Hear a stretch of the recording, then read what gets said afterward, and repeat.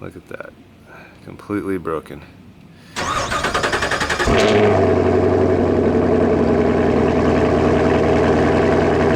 Alright guys, so I'm out here working on my truck again. It's a 1995 GMC Suburban with the 5.7 liter V8. Today, my wife and I and our daughter, we were on the road coming back. We're almost home, we just got off the freeway. I decided to get off the freeway because it was pretty jam-packed and I was taking some side streets to get home. The light's red, we're at a stoplight, and then it turns green and I press the pedal and my truck just dies. What was weird though is that everything was still working. My lights were still on, my headlights, the windows still worked, the windshield wipers were still going.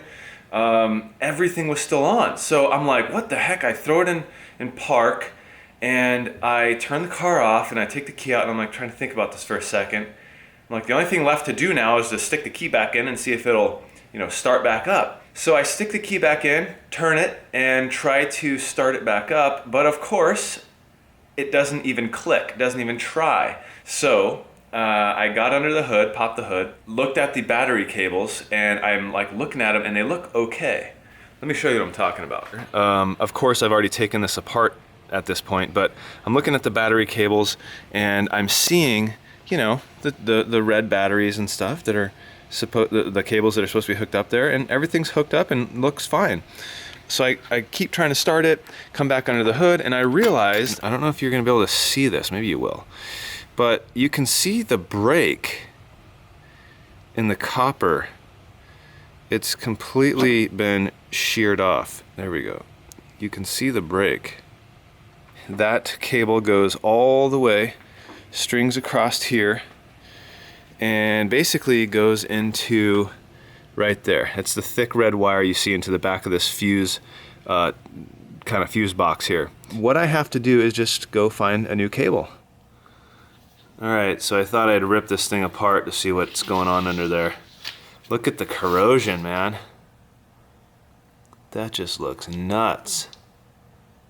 It's so corroded up. Basically, that was in the end of this thing, and it connected to that piece of metal you see glistening in there. But alright guys, my brother here, Chase, works here at Finley Customs, and he's making me a new cable for the truck. So we got some thick wire over here going in, but this place is pretty sweet, as you can see behind us. So it looks like we got about 8-foot cable.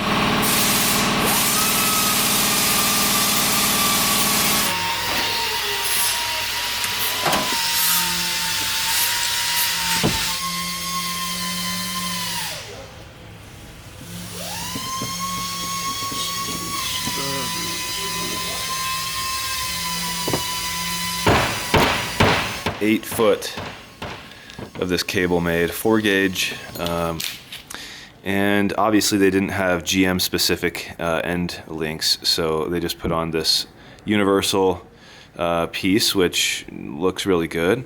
Heat shrink. I'm gonna go ahead and install this on my truck, and we'll see how it goes.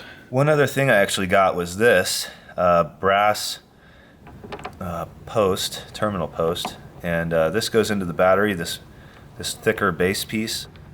Come on, screw in there, buddy. The job is done. I have this fuse relay center. The cable's coming out of there, this big thick black one you can see right here. It basically, I routed it exactly the same as it was. It routes into a couple clips under this windshield washer fluid container. Routes all the way up here, across the radiator, and it routes all the way over here, and I wire tied it to this tubing here, but I put some rubber tubing on top of that for insulation so that the actual battery cable wouldn't get too hot. I had to cut back some of the rubber shielding from the stock cable that I think is going down to the starter, but this brass post worked out very well.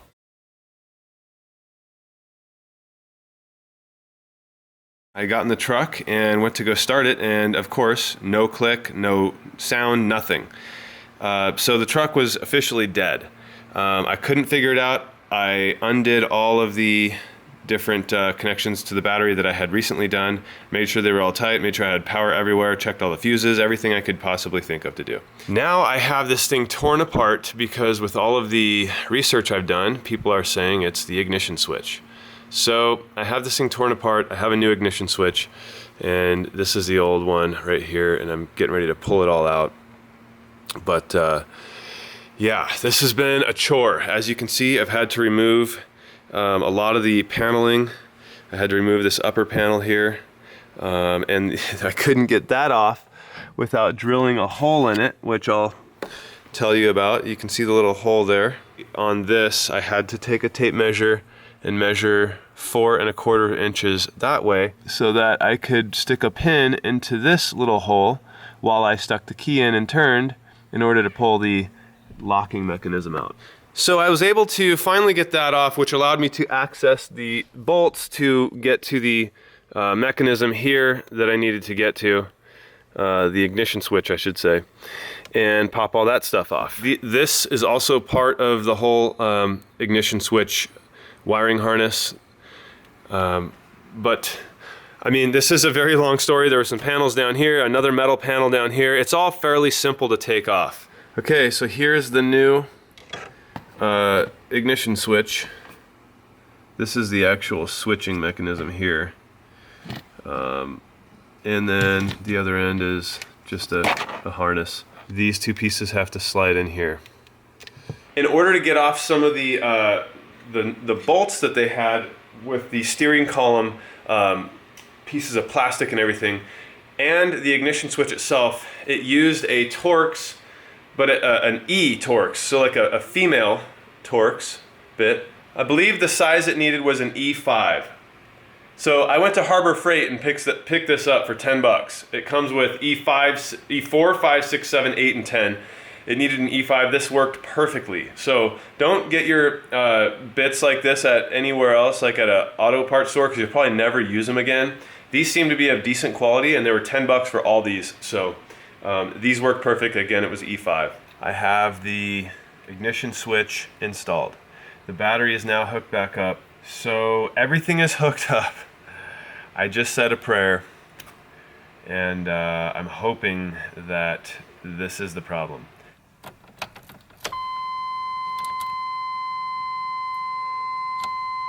Oh no, that wasn't it. Wow.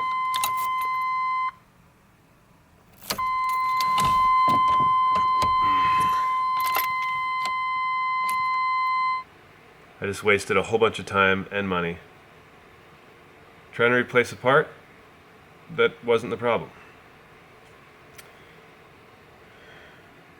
Now what?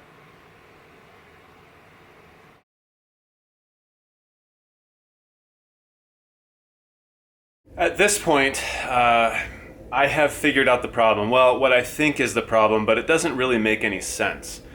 The hazard flasher relay is apparently what was causing the issue. I don't understand why that would be. I don't know why, but it was. I had someone cranking the ignition. Of course, nothing was happening. And I just came down here and started messing with wires, and then I happened to knock on this thing, which is just the chirp mechanism, I guess. And then once I knocked on that, the truck started up. So we tried to replicate that issue, basically turning the car back off and moving wires to see if it was a wire or something. And we basically came up with the hazard flasher relay. Now, what really doesn't make sense about that is I don't know why that thing would shut down the whole ignition system. It has started up with the same relay in there. I took the relay out and it still started up. Though it did seem kind of hard to start, it still started up. So I went and got a new relay and put it in.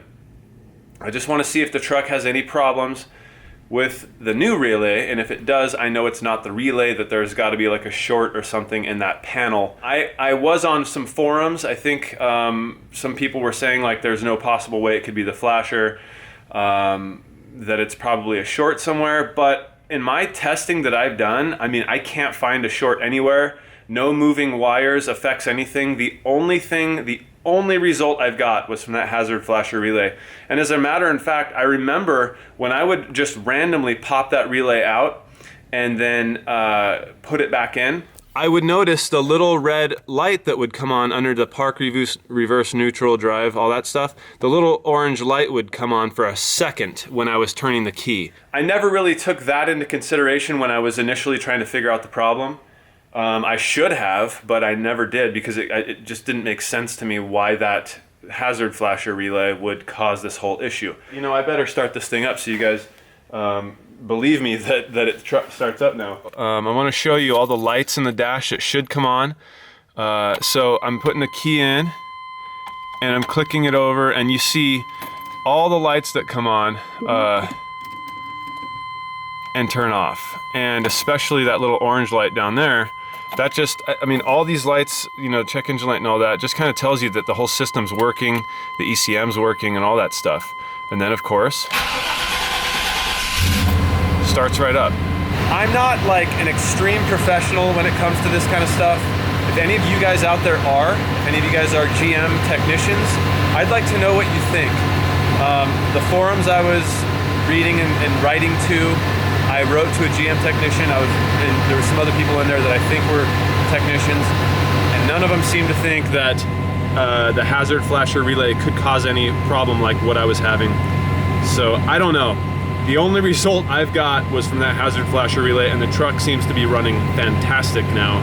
It's fixed for now, and it seems like it's fixed permanently. At least I know where to look if this ever happens again, and I can figure it out. If I have some free time, I might pull that whole panel off of there and look behind it and see if there's any shorted or melted anything back there. But for now, it's working great. Thanks for watching, guys. I appreciate that. Make sure you hit the thumbs up. It helps my channel. It helps my videos. Subscribe, comment below if you want, and share with your friends. And I'm gonna be back. I think I have to change the water pump on this thing soon. I need to do the drum brakes on this thing soon. And yeah, so should be fun. All right, guys. Peace.